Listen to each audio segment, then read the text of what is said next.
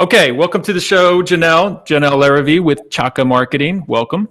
Thank you. Happy to be here, Alan. Right, I feel like we're mutual. We're the Mutual Admiration Club, right? Because I first started like admiring you from a distance, and then I found you, and we talked, and the next thing you know, like you said yes to my podcast, and so it's like, all right, cool. We're in the same city, and I've watched you build this company up and I've gotten your whole story. You built it up from basically from your spare bedroom to where it is today, and I'm completely fascinated by you and what you've done. So I really appreciate you coming on this little show of mine. Thanks so much for having me. We're here to inspire others, right? Absolutely. And we talked about it on our little call the other day about just how amazing Tampa Bay is, right? And how we all have this weird sense of wanting to help each other in this town. Yeah. The entrepreneurial community here it's unlike anything anyone has experienced anywhere. I mean, I think that people naturally think that the entrepreneurial hub is Silicon Valley or maybe some of these fringe cities. But we have an amazing community here in Tampa, and it's full of entrepreneurs that love to inspire and share. Right. Even when they're competitors, they still talk. So right. It's a really cool place. There's a lot of theories around it, whether it's that Midwestern roots or it's the Southern roots or whatever it is. There's some kind of a melding pot thing going on in Tampa Bay. St. Petersburg, by the way, people forget Tampa Bay and St. Petersburg, and it is quite special. And it's I feel like I have an unlimited number of entrepreneurs that are going to say yes to me to come on this program, and you're my next victim. Well, I think that's one of my favorite things about this entrepreneurial community here in Tampa Bay is that no one says no. That's true. It'd be a real insult in this town if somebody said no. I mean, that's who we are. We're yes people. That's right. That's true. We are, and we've all helped each other. And our city continues to rank high, top 5, top 10 in the country on so many scales of startups and ecosystem and so forth. Okay, so let's get into it. I have a little opening slide that I want to get your fast opinion on. Can you see that? Can you see that okay? Yep. All right. So I threw this up there. I didn't give you any fair warning on this, as you know, but I did pull this out of our pre-call. Yeah. Is it okay to move the goalpost? As in when you're starting a company early and as you go, things change and your goals and what is your definition of success changes. Maybe I wanted to open with your thoughts on that. I love it. There's yeah, absolutely. Tell me why. So, is it okay to move the goalpost? Of course it is. And there are good reasons and there are bad reasons to move the goalpost. Okay. All right. So sometimes you achieve your goal, or sometimes your goal changes. And a lot of that has to do with circumstances. And as an entrepreneur, those circumstances might be things in your business. They could be things in your personal life. They could be family related. But it is okay to move the goalpost. And it's okay to move it for good reasons. And it's okay to move it for bad reasons. Right. And you've had to do that in your own business. And that's what brought this topic up when you and I were talking. I was like, hey, okay, so what are like the top 3 things that you would want to give advice to aspiring or early struggling entrepreneurs? And this was one of them you threw my way. And so this was one you've lived, and this has been very real for you in building up Chaka. Yeah, absolutely. When I very first started Chaka, I thought, okay, I can do this. I'm going to start this company. Someone will want to buy it and I will sell it in a couple of years. And I had plenty of opportunities. I have people knocking on my door all the time. But especially now. Yeah, especially now. Especially and now. So there's but it's okay to move the goalpost. I started Chaka with the mindset that I was going to build it and I was going to sell it. Well, I don't know, it was probably less than a year in, I entertained 3 offers. And when I started looking at it and understanding what that meant in my space, what's interesting is that means that I was selling myself. Right. And so when we were a small company, I had a team of, I don't know, at that point in time, maybe 5 people. And I was selling myself into a very long contract. Into servitude. Yeah. And that's not what you got into it for. That's kind of not why you become an entrepreneur. Yeah, right. Yeah, not to give up and to work. Yeah, to be in servitude of someone. No. Right. And so I kind of quickly said, okay, maybe that's not what my goal is. And in that instance, and I think that was the first time I moved my own goalpost. Yeah. And so, you hear to set achievable goals. Yeah. But part of being successful and building something amazing is setting outrageous goals. Yeah. Audacious goals. Things that when you say, I'm going to do this, other people say you're crazy. When my husband, who was my fiance at the time, and I told our best friends that I was going to leave my job as a VP at an advertising agency and start my own company, they said, don't do it. Of course they did. I don't think it's a good idea. But things change, right? Right. And so, you have to set these goals, and sometimes you achieve them. Yeah. And sometimes you don't. So that original goal was to build this company and sell it.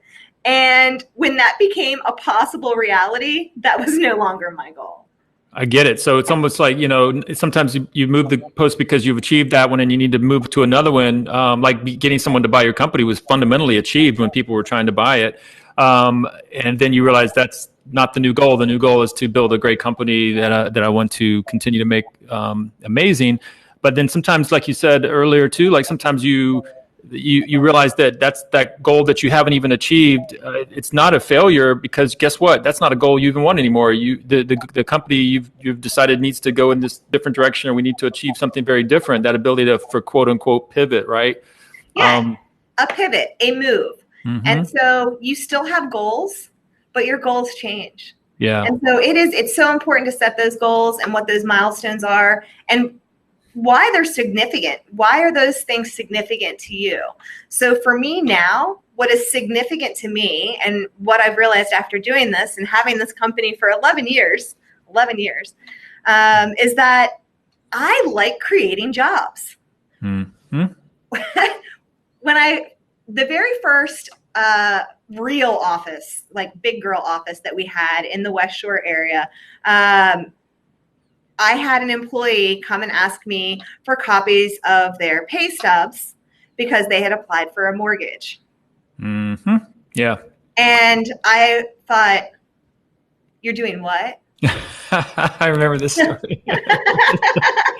You're like, what? Do you realize what you're doing to me right now? And I was like, wait, you're going to buy a house because you think your job's stable, which, and so I can remember the day that was really scary. Wow. But how things changed for me over time is that I love it. And, within the last year, we actually had a banker come in from one of our banking relationships and speak to our employees about mortgages and how to become homeowners. We have we have a VP here at Chaka that is also a licensed real estate agent for fun. And, now there's something within our culture that really encourages home ownership. And right. And so I began to thrive on that responsibility and not be scared of it. There was one other thing you said to me about goal setting too that I thought was great. Pointing out, you said it was okay to be uncertain about your next goal. This whole uncertainty, because entrepreneurs, as we know, a lot of the real entrepreneurs who've been there, done that, know this to be true. But aspiring entrepreneurs don't really know the following: is that entrepreneurs it's a bit of a lonely solo journey in a lot of ways, and it's the mind game a lot of times between the ears, and there's a lot of self-confidence issues that we have to deal with, and we're there to make everybody else feel better, but very few people are there to make us feel better, which is why one of the reasons why I knew you joined EO as an organization. But generally speaking, it's always going on between the ears to keep yourself. And so you told me it was okay to be uncertain about your next goals. Tell me what you meant by that. Yeah, I think that it's okay to know that your goalpost is moving, but to not know where you want to move it yet. Mm-hmm. So if you think about that, when I was hit with the reality of, I'm going to build my company and sell it. And then I'm sitting there with offers and 3-year earnouts, 5-year earnouts. And I'm sitting there thinking, well, I don't want to go back to working for someone. Right. And it not being my culture that I get to build, that I get to own, that I get to foster. And looking at what it meant to me, I knew that that's not what I wanted anymore, but it took me a while to know what I wanted next. Right. So there was uncertainty, right? About there was uncertainty. And I think that I almost felt for a while like there was a stigma that came along with that. When people said, oh, well, what is your goal? You don't know exactly what your goals are. And I was like, well, it was to build it and sell it, but now I don't want to do that. Right. And so you have these moments of uncertainty. Yeah. And I would say, I mean, could I go as bold as say too, sometimes with entrepreneurship or growing a small early stage company, sometimes your goal is to just fight the next month, fight for the next month or two of survival, next quarter. Sometimes I hate to say it, but early on it's a fight for survival and keeping your head above water. And to me, that's a goal. That's a great goal for the first couple of years of business, honestly. Right. It certainly is. Right. And when I started, I know this is something that you and I talked about, is that when I started out and started my company, I actually said I gave myself a set period of time that I had to be successful. And I probably gave myself too short of a window, but fortunately that made me hustle really hard and make it. Right. But yeah, I think you have to have your boundaries, your definitions of success and failure. Well, we're going to come back and get into that. And in the meantime, though, I want to touch on our sponsor briefly, and that is Secure Startup. So securestartup.com is actually a place you go that really caters to early stage founders and investors, and all the document interaction that goes on between early stage founders and investors, and the security that's involved and the sign-offs that are involved in a really clean, organized way to handle that. And so Secure Startup focuses on that, and was surprised how many really few good solutions there were out there. Luckily for you, Janelle, you didn't need a lot of investor money to do the things you've done, and congratulations on that, by the way, by itself. Thank you. People think raising money and investors is such a romantic thing, and on a certain level it is. But remember we talked about earlier about having another boss, or people forget that bringing on investors is a way of bringing on a new boss, by the way. So. And so I actually, that's a really important thing. And I don't know if you and I have actually talked about this before or not, but I actually had an offer from someone that I knew, very prominent person here in the Tampa community. And he said, if you're going to do this, I'll invest in you. And I said, well, what would that look like? And he asked me to kind of give him some information about what my costs were going to be for the first year. And so when I boiled down what all my costs were going to be, it didn't take much to start my company. The only thing I was asking for was a reasonable salary for myself. And he came back to me with, sure, I'll do it. I want 51%. I was going to say like 20, 30%, but no, you wanted 51. 51? Really? 51? 51. And I'll tell you what, I appreciate this person so much. And so I went back and I said, I think I'm going to do it on my own, because the only thing I would be giving up more than half my company to secure a salary for myself. And if I'm going to do this, right, I need to have confidence in myself. And so I said, thanks, but no thanks. And he's still a business mentor to this day. So I think I don't have to say how epically epic that moment was for you in your life. And to be able to pass on that, given the fact that you had never been an entrepreneur out there on your own without a salary before, the fact that how scary that was, the fact that somebody was dangling a salary in front of you. You could have the best of both worlds. You could build and run your own company and get your salary. Yeah. Wow, how perfect is that? And then to have that the will and fortitude to pass on that and to see what that trade-off was. So many wouldn't see it. Did you, how long do you feel like you seriously considered it? Was it, was it something you almost did, or did you immediately know? No, I think I probably responded to him within an hour. Oh, wow. Good. Wow. Yeah. I'm not messing with you. I can see why you're the CEO. Okay. I see why you're the CEO. Okay. Wow. Okay. Well, Janelle, I can't wait to get into your backstory. We have something a little bit in common. We both grew up kind of in the country, by the way. And yeah. You may remember that. And you got me beat because you grew up in a one traffic light town in West Virginia. The little town I grew up in had maybe, I would say it's not many more than one. I have to say, to be fair, it was probably two, maybe three. Uh-huh. But I may have you beat on the fact of this point, and I didn't give you any heads up on this. How many years did you live on a dirt road in your growing up? All of them. Dang, because me too. Yeah. By the way, and so we've got this country bunking. We've got this thing in common, and I think, by the way, I like to think of myself that growing up in the country in a small town in the South, really. I learned toughness. I don't know about you, but did you feel like you gained a lot of toughness living out in kind of in the country like that in the South? Yeah. You know what I think it is? I don't know if I would call it toughness, but I would call it grit. Mm-hmm. Yeah. And I think that with grit, that it's not just that you're tough, because I think that you're tough mentally and physically. Mm-hmm. But I think that there's also this layer of determination. Yeah. And there's a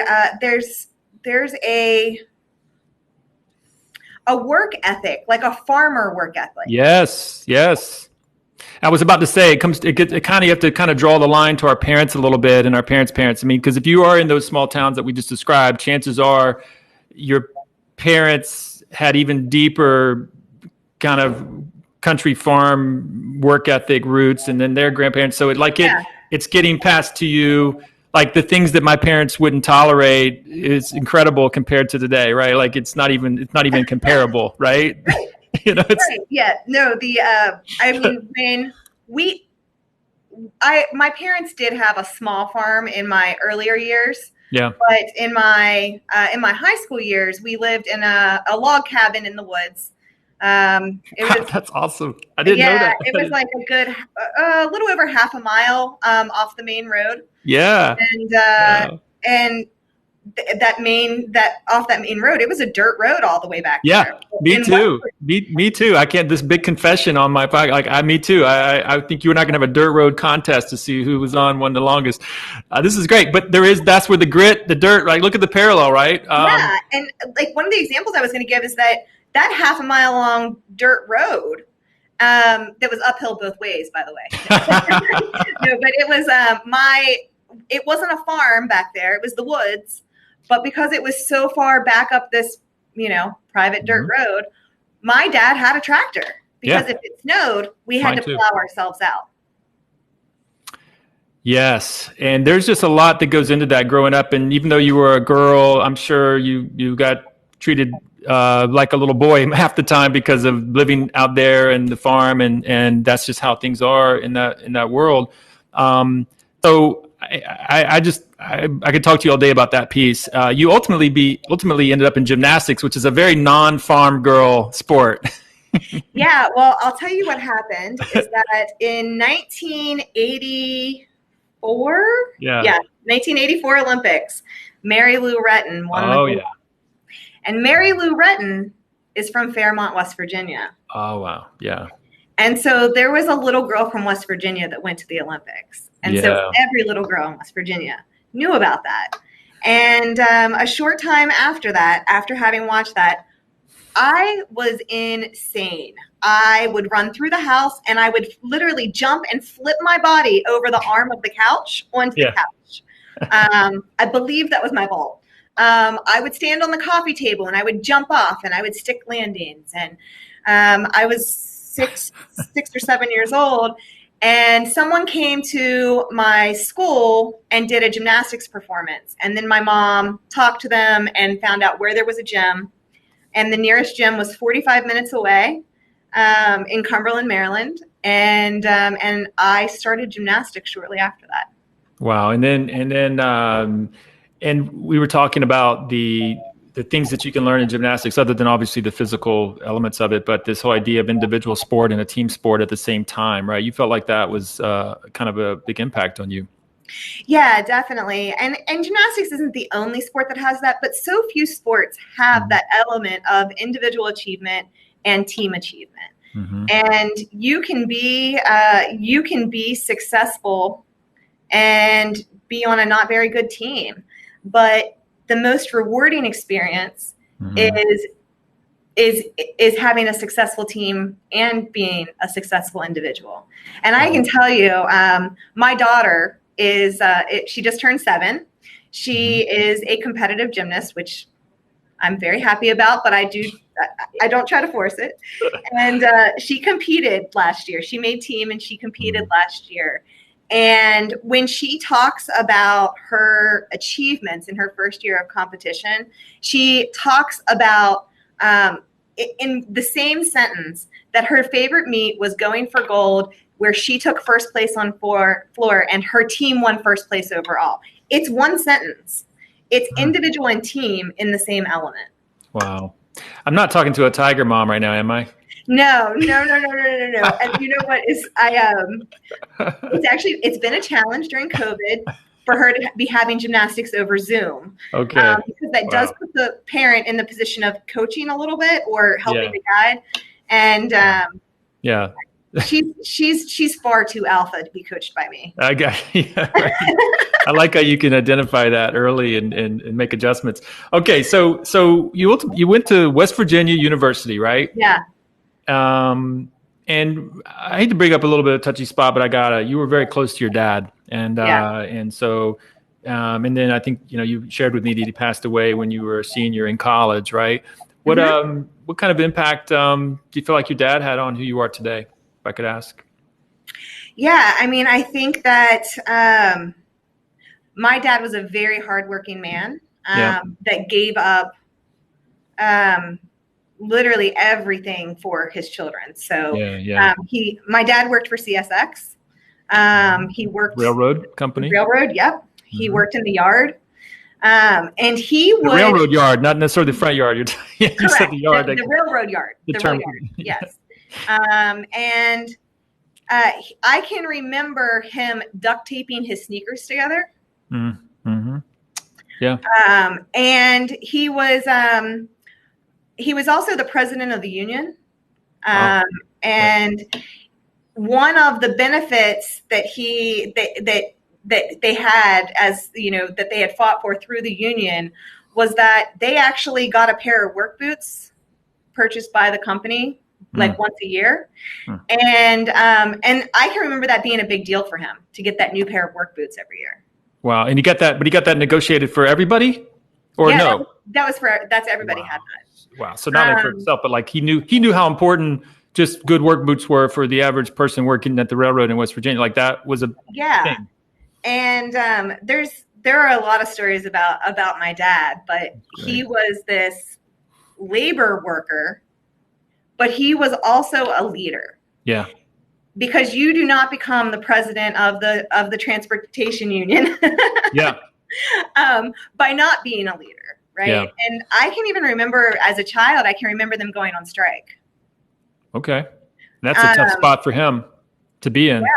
I can remember him saying the union is striking and it means we're not going to have money for a while. Yeah. Yeah. That's heavy. And so there was a lot I learned from my dad, from a leadership standpoint and from a moral compass standpoint. The work ethic and all that, but also just again, that back to being the president of the union, like that also gives me an indication, because you said earlier about how your biggest pleasure in your job is giving people, jobs and building your team. And I'm thinking that's a cool parallel with your dad in terms of like, that's a part that clearly he had a nurturing kind of element to him to want to be that. That's kind of cool. So West Virginia, you graduated, you want to be a writer. I wanted to be a writer. I was an English major. You were what? Sorry? I was an English major. Okay, that's right. Yeah, I thought you said a forest ranger. I was like, what? I don't remember that. No, I was an English major. I wanted to be a writer, and so I wanted to write, and I wanted to write articles, right? I wanted to write for a magazine. And what's kind of funny to me is that I don't think I'm too far from that. I still love contributing thought leadership pieces. I like writing blog posts. I like writing, and I still do it. I just have you have opinions, and you have opinions. And I have opinions that I like to share. So, so I am writing. I think that I think that I'm doing what I thought I was going to do, and much, much more. Yeah, you're just going to get paid a little bit better for it this way. Right, not by the word, right? And or paid very little for the word. Yeah. So an English major, writer. Tell me about that first job out of school. Well, what's interesting is that while I was in college, I actually worked at Outback Steakhouse, and they had opened one in Morgantown, West Virginia. And when they were opening an Outback, it was a process, man. Everybody wanted that job. Yeah, it was the coolest restaurant that had come to. Oh, I remember it was ever. I remember hot, big time. Big time. And so this is late 90s. And I had to take a personality test. That was the first time I had ever taken a personality test. And that was one of the entry level stages of the interview process. And my roommate and I both got called back for interviews, and we both got hired. So we were super excited. And I worked there for a year and a half, towards the end of school, just before my dad died. And I got to do some pretty cool things working for Outback. They selected a few of us to go to Pittsburgh and open they opened a location inside of PNC Park in the ballpark. And I don't know whether the location's still there, but it was very cool. And we got to go and do the opening for the beginning of baseball season. It was an amazing experience.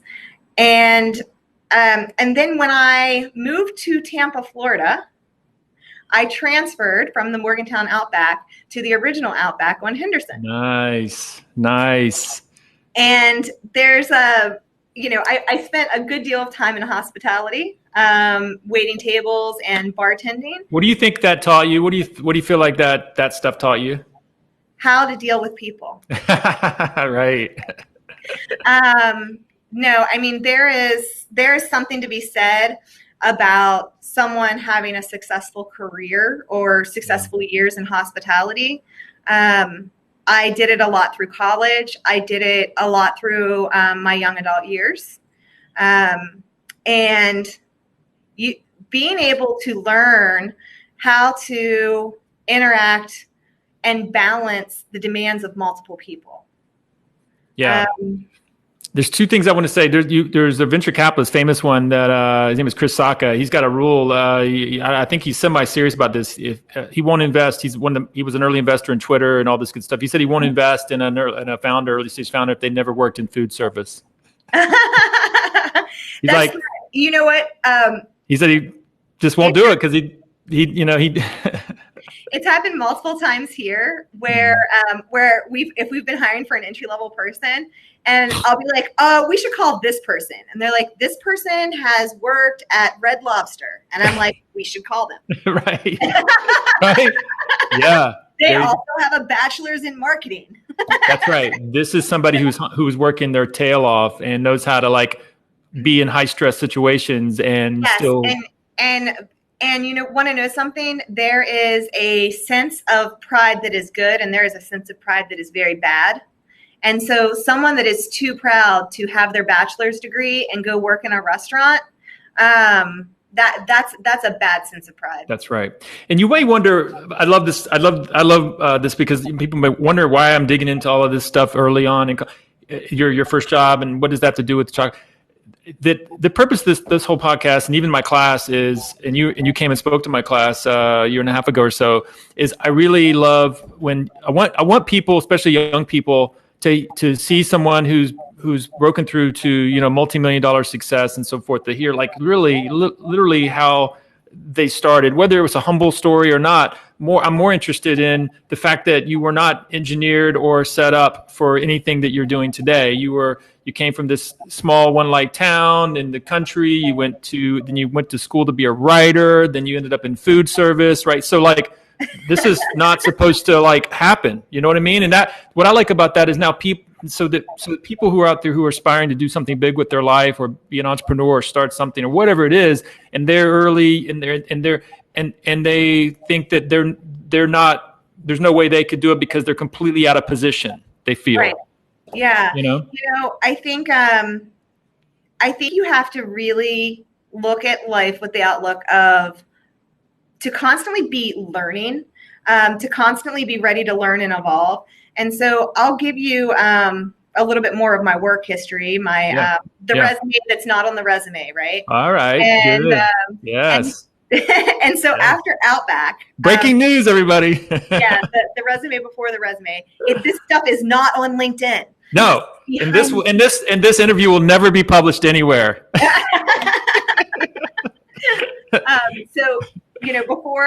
So came down, was working at Outback. I ended up getting a job at a car rental company, and it was a smaller regional player as a manager trainee. Common job for people come fresh out of college. And it was a sales job. It was, do you buy the insurance when you rent a car? No, I mean, I learned that car for me. You would, I already see where this is going. Yeah. And so, I've never gone half-hearted at anything. Everything you go into, I don't know, part of that mentality, that West Virginia upbringing was to give everything I do 100%. And so even in that manager trainee job, I gave it 100%. And I had something kind of bad happen. I thought I was getting promoted to be the branch manager of one of the stores because someone was leaving. And then they went and hired from outside for it. And I didn't get it. Yep. And I went and asked why I didn't get it. And they said that my direct boss had said that I wasn't interested. I remember this story, by the way. You told this to my class. I'm remembering this now. And so I went to my direct boss and I said, "You said that I wasn't interested?" And he said, "I can't run this branch without you." Oh. And I will tell you, I had recently started coaching gymnastics for fun on the side, and I had done gymnastics and coached gymnastics when I was younger, and so I thought, I've got a fallback plan, and I left and took my lunch break, and I typed up a letter of resignation, and I came back and I handed it in. And you knew right then that this is somebody, your boss, so to speak, that will never have your interest in mind. He would never have my interest in mind. Yeah. He'll have his own. And that's not a future. And I'll tell you, the most important lesson that I learned from that was in leadership and how to manage and lead people. Mm-hmm. You cannot hold individuals back or you will lose them. Yeah. And so the moment you manage people where you're holding them back for your own self-good, it's not going to go well. Short-term strategy. Yeah. So, but the light at the end of the tunnel from this is that I left and I was coaching gymnastics and I was bartending. I got a bartending job on the side. And then one of my patrons in the bar was an owner in a company and gave me a marketing job. There it is. Right? Just working hard to get lucky. That's what my dad, who also passed away not long ago, used to. One of my favorite sayings, it's not uncommon. He said, "You have to work hard to get lucky." Like this whole idea, right? Like good luck, serendipity comes to those that are busting their butts, mm-hmm. and then it doesn't always come still. By the way, so you can't even. But you definitely won't come if you're not. Right? Yeah, you gotta hustle to find those opportunities. Yeah, and if they're gonna fall in your lap, then you better be in action. You better be moving so that they can happen, right? Yeah. And so that's how you got your first marketing job. That's how I got my first marketing job. That's awesome. And then look at you now. First of all, Ichaka Marketing. How many employees now? Let's jump to that real quick. They're 26 or 27. 26, 27. 26, 27. Yeah. Well, all right. I just wanted to throw that out there just to go from, where you were to that today. And 11 years, you guys win awards every year. It's just for those watching. It's Chaka Marketing is a digital marketing agency, right? Digital marketing agency and media as well. And so what are some of your, real quick, if you, the ones you can share, some of your clients are some pretty big names, if you don't mind. Yeah, absolutely. We've been working with various business units of Experian for over 10 years. Yeah. We work with Shutterfly. We worked with them, I'm going to say 4 to 5 years. And Harvard Business Review is another great client. We have many, many great clients. I always try to name drop the ones that I think people will be recognize. The most familiar with. Yeah. Yeah. And so they hire you to do their online marketing, their lead generation, I would imagine, their advertising campaigns, all that good stuff, right? Yeah. Yeah. So we do paid search, paid social, and programmatic display. Last year, we actually expanded our service offerings into doing creative services as well. And where we've been looking at expanding our service lines and why we expanded into creative was that was the biggest barrier to turning around media campaigns or optimizing media campaigns, was waiting on those creative resources to come either from internally within these large companies or from exterior agencies. And then oftentimes they might have been a little bit more brand centric than call to action oriented. Right. And for the majority of media we're doing, it's very response oriented, has very specific KPIs, and we need strong calls to action in our creative. And so we took the opportunity to build that out. So I know you win awards pretty much every year for different things. I think I'm going to take a stab. I think maybe the one you might be the most proud of is this Best Places to Work award, right? That you seem to get. How many times have you guys won that one?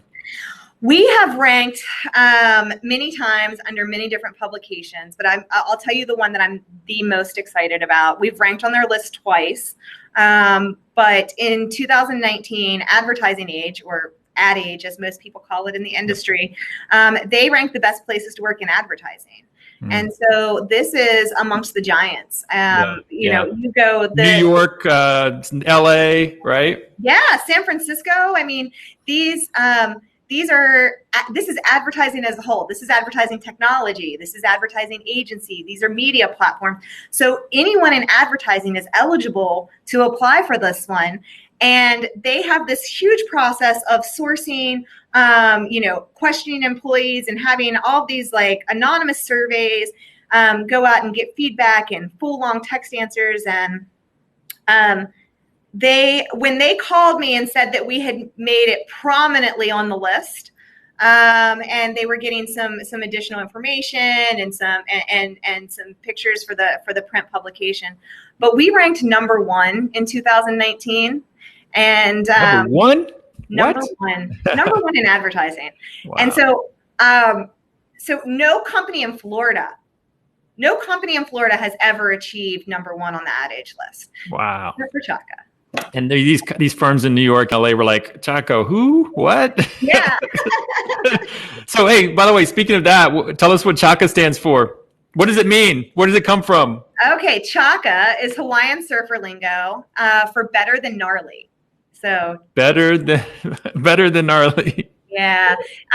So when I set out to name the company, I was doing a lot of research, and I found this website of Hawaiian surfer lingo, and so you'll hear surfers say shaka bro. Yeah. And that's what I went with. Do you guys say it shaka? Do you like to say it chaka for your company? Which way do you like? We say chaka. Got it. Just to separate a little bit. Got it.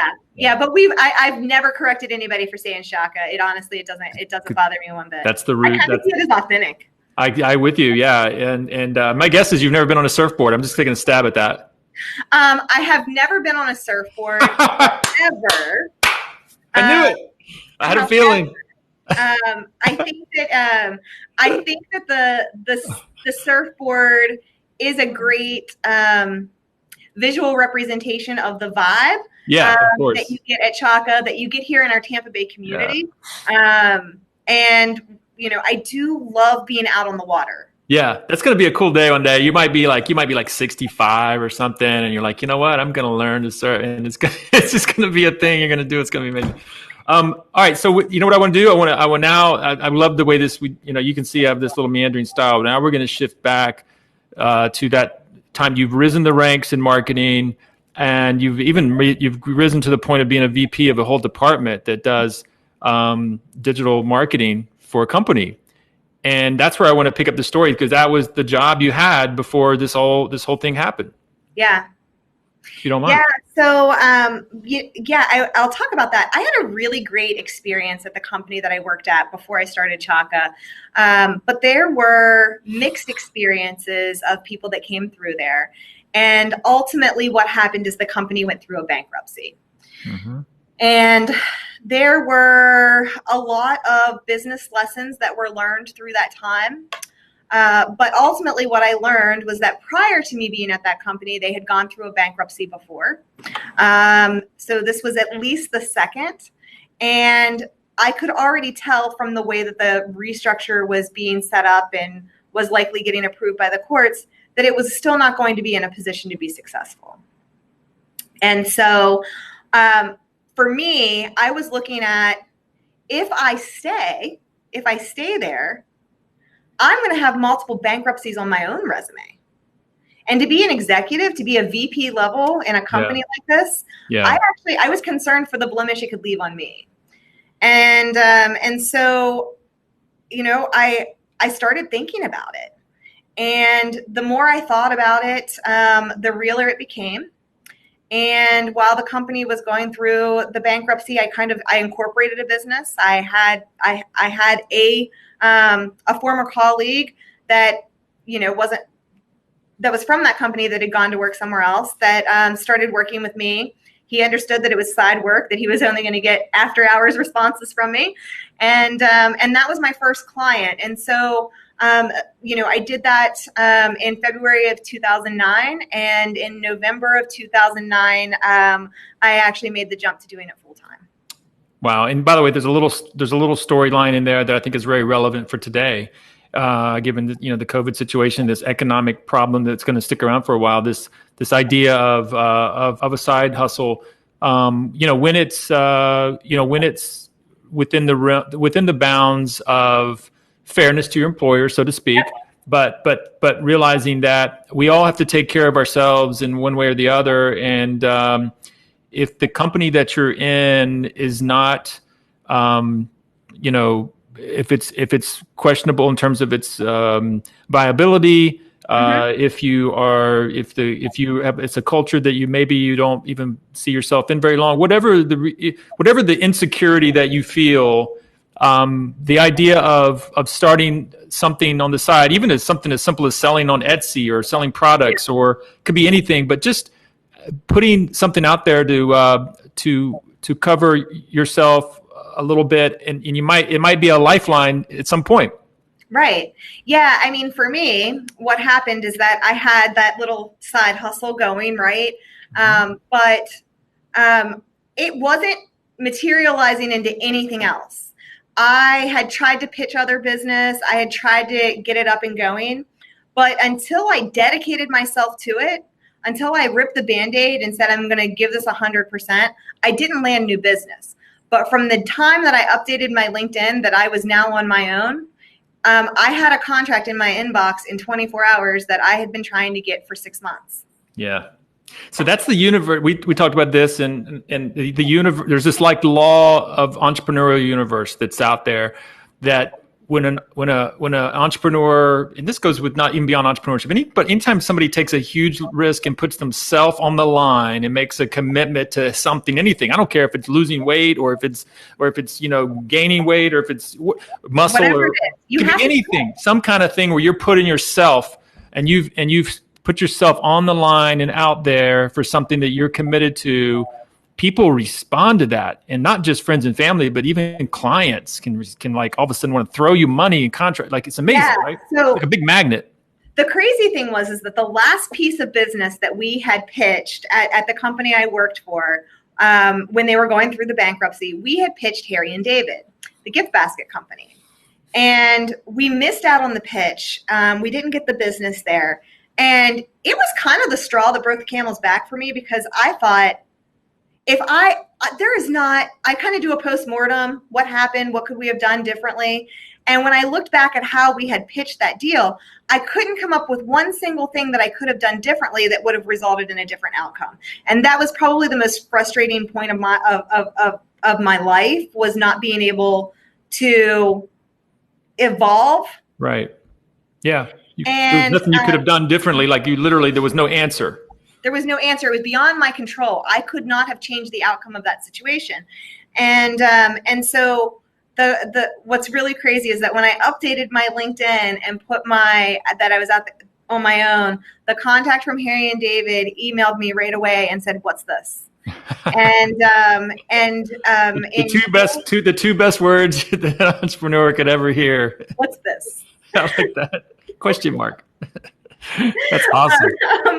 You're like, and so in January, I started working with Harry and David, and we worked with them for many years after that. So taking that leap, and that's I want to talk about that. So, okay, how scary was it? All right, let's put yourself in week 1 or week -1. You tell me where you want to drop in, the 1 week before, the 1 week after, right? Yeah. So I would say let's talk about 1 week before. Yeah. So 1 week before that, I actually quit my job and went all in on my own business. I got married. Oh, I forgot about that. Wow. That's okay. Yeah, it's funny because I've got a story about having a brand new baby in a brand new house when I did one of my big quits. And then I did another interview recently of someone else who had a brand new baby. So this marriage thing is new wrinkle. New wrinkle. But thank God, when, I had been talking about it for a while, and they, the company that I was at, they made me a very generous offer to try and get me to stay. And I came home from having dinner with the CEO, and he gave me this very generous offer in terms of a percentage of the company, and a very generous salary offer. And I told him I would think about it. And I went home and I told my husband, this is what he offered me. And he said, your brand new husband. Yeah. And my brand new husband. And I said, this is what they offered me to not go out on my own. And he said, yeah, but the best player on a losing team is still a loser. Don't you want to be a winner? Wow. Boom. So he is always good for a sports analogy. and saying something bold and brave on top of that. I mean, bold and brave. And we've never looked back. Yeah, that's so cool. So so you've been partners in more ways than one since that day, really, right? Yeah, absolutely. Okay, so now the week 2, the week. Okay, you won these early accounts pretty much out of the gate. You were working out of your spare bedroom, I think, or something like that, out of your home, right? Yeah. The other thing that we wanted to touch on was this idea of runway. You shared with me you had 3 months saved, so to speak.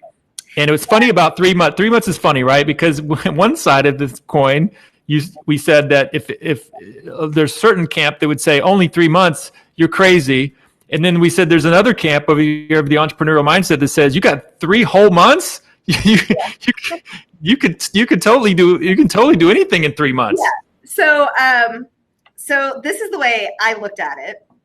Was that okay? So I started Chaka in 2009, and so if anybody remembers anything, we were in a recession at this point in time, which is actually a really great time to start a business. Which we can go into that if either today or another show. Yeah.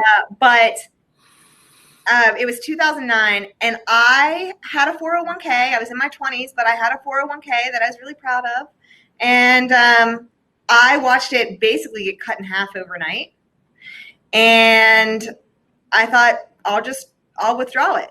And that was what I had for savings. I withdrew my 401k, and based on that amount of money, I could afford my bills and to eat for 3 months. And so I said, I have 3 months to make this work, or I have to get a job. Right. And And we thought you said to me the other day, like if you had told anybody this, because of course you didn't, they would have desperately tried to talk you out of it. They would, right? Like, yeah. I mean, oh gosh, anybody would have said, if that's all the savings you got, you need to save on that. Like, you need to use those 3 months to you need to use those 3 months to get a job. Right. And then, but also, you talked about if the 3 months ran out to get a job, but I got to ask you this pointed question on that. I suspect that you didn't have much doubt. I mean, you weren't working from a position of doubt or insecure. You kind of knew you had it. Am I right? Come on, right? Yeah, I knew I had it, and I will tell you, I actually had more so based my 90 days on how long it was going to take for the cash flow to begin coming in. Right. Because for me, and the way that this business works is that the work that I do on January 1st, you don't get paid till I'm not going to bill for it until February 1st. Yeah, and then they're going to wait 30, 60 days minimum. And they're going to and so if they have net 30 terms, it's not due until March 2nd. And we know how timely everyone's accounts payable departments are, right? In a recession, even worse.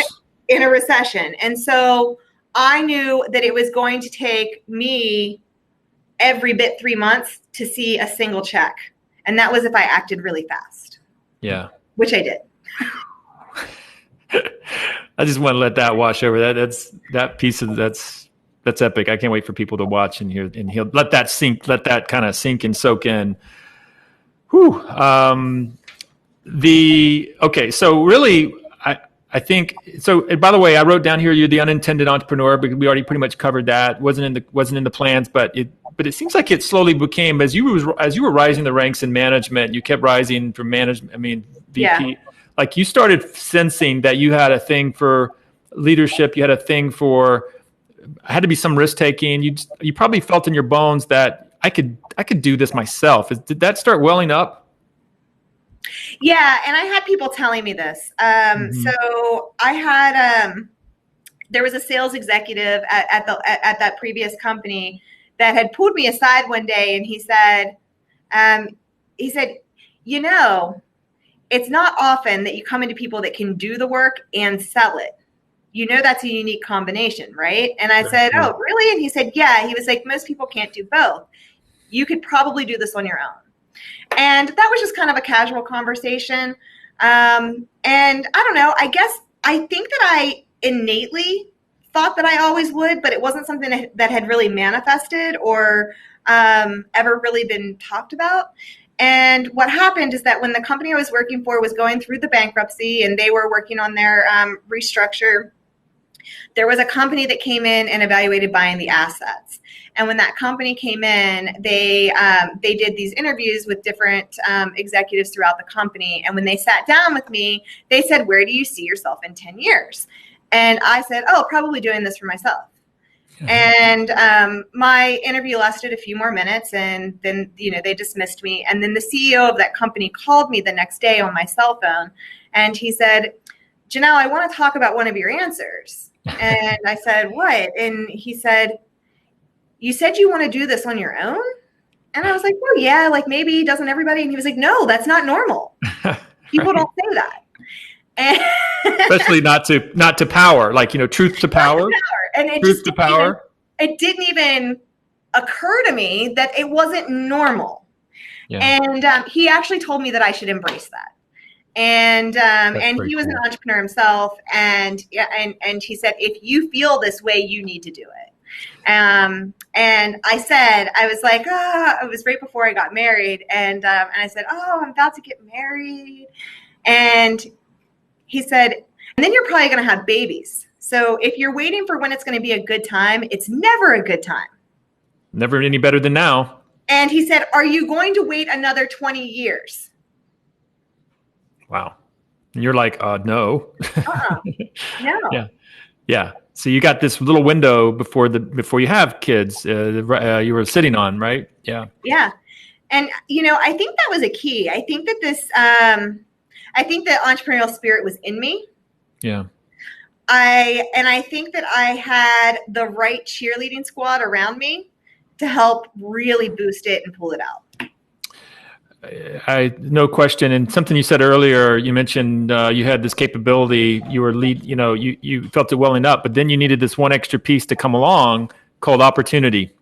And I have a little diagram in my book where capability has to meet opportunity to get into this thing I call the quit zone. It's the quit zone. I got a little diagram, and it's where capability has to meet opportunity, because you can have all the capability, but if the opportunity's not there, you can't move. Yeah. And then what's even would be more of a nightmare is when opportunity comes and you don't have the capability. So you got to be. That's one of the reasons why you should always be building up your capability, because then when that opportunity does come. If you had not been the VP running a whole department, you wouldn't have had all the capability and needed, not just personal skill, but connections and confidence and all the things you needed to just take that opportunity and make the most of it. Yeah, absolutely. Wow. Okay, we are rounding the bases here. And I think where I want to end is actually something you mentioned earlier. And that was this idea of why a recession is the best time to start a company. I want to show you I wonder if I still have the graphic. Let me see here. I still do. Check it out. I forgot I have it. Do you see this? Yeah, but it doesn't say Chaka. And you business owners, you can never stop, man. You can't turn it off, can you? Okay, so look at this list. Isn't this crazy? I just put this list together a couple weeks ago. I mean, can you believe these names? I mean, you got Trader Joe's on here. You got FedEx. It's a Airbnb, Uber, Disney, IBM, Whole Foods, right? Pinterest, even IHOP restaurant. It's ridiculous. Yeah, that's awesome. And so does this? So how would you now? Give me your thoughts about starting a company in a recession. Okay, so there are a lot of reasons, and I actually didn't know this when I did it. I did not know that starting a business in a recession was a good idea.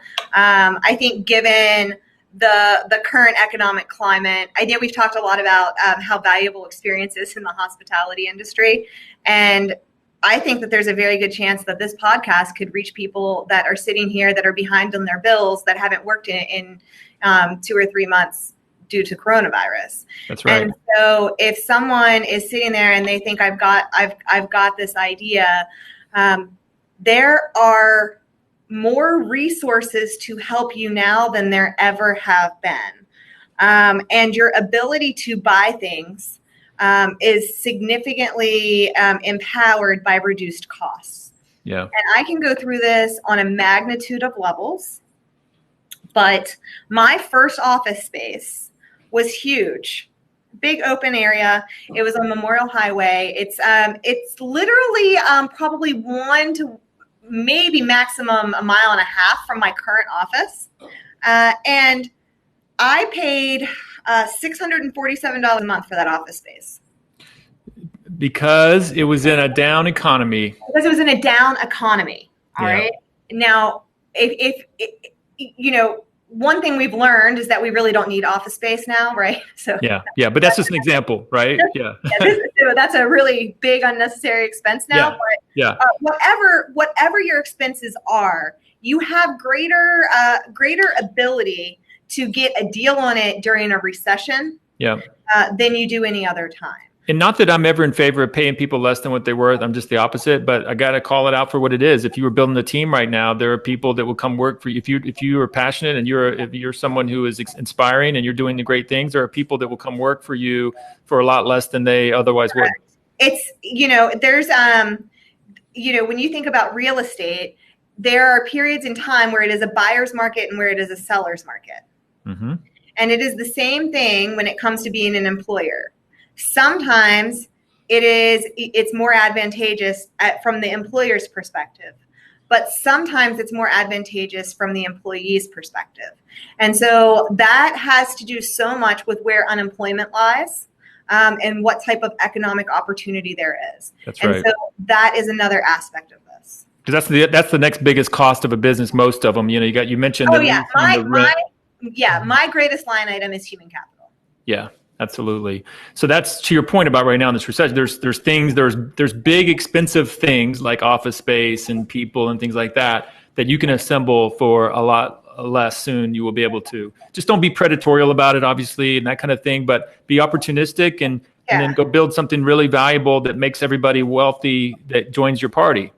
Yeah. And when you think about, I certainly, I think, Alan, you and I are on the same page that we don't want to say, oh, this is your opportunity to go lowball people. Yeah, right. That's not what it is. But it means that there's incredible talent available. Yeah, they want to work for great companies and great leaders. They want to work for a great company. That's right. And so, they might have been at a great company and not been interested in leaving there. And so the only carrot that would have dangled them away from where they were before might have been an extra 10 grand a year. Right. But once that great opportunity went away, or maybe was reduced, I know so many people that took salary decreases during this time. Yep. There's one of our clients, they had layoffs and they did salary reductions on everyone that they kept. Yep. But they're actually now coming out so strong, and it's amazing. That's awesome. That's awesome. And that's good for your business too. It is. That's good. And so let's wrap there and think about any advice that comes to mind. If if you were just going to, one last piece of advice that maybe we haven't covered that comes to your mind for an aspiring entrepreneur, a young struggling entrepreneur, something that you would want to say to them as really out of encouragement that you personally relate to. Anything come to mind? You know what? And this might be different than what we've talked about before, it's but beautiful, I think actually, this is really important to talk about, is that your greatest asset is probably always going to be your people. You might be able to minimize how many people you need and how much you can automate or power through technology, but being able to hold that group of people that you have together is an incredible asset. Right. And so I think that instead of any experience you've ever had in your life with a bad manager, like the one that doesn't promote you because they didn't want to have to do their job without you, right? That horrible, horrible manager, instead of resenting them, you're taking that life lesson and you're making sure you don't repeat it. Right. That's right. Yeah. And you just touched on something, a celebrated skill of an entrepreneur that really doesn't get talked enough about. The venture capitalists know this, and not many people talk enough about this, is exactly what you said, the ability to attract great talent and then keep them together, usually working for less than they could elsewhere. Right. And usually working longer and harder than they could elsewhere and working for less. Not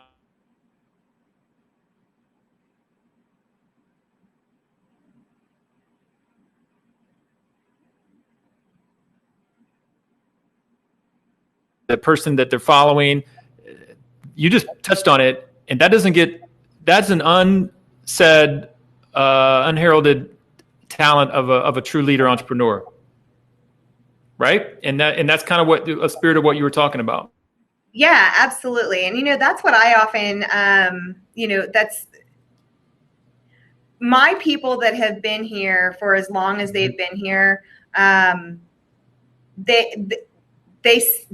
They do say that it's because, right. It's because I'm an inspirational leader. I don't like to be like, oh, I'm an inspirational leader. But I do hear that. That probably inspires you to get up and be inspirational. But it does. And I think that, there are pieces of advice that other people give.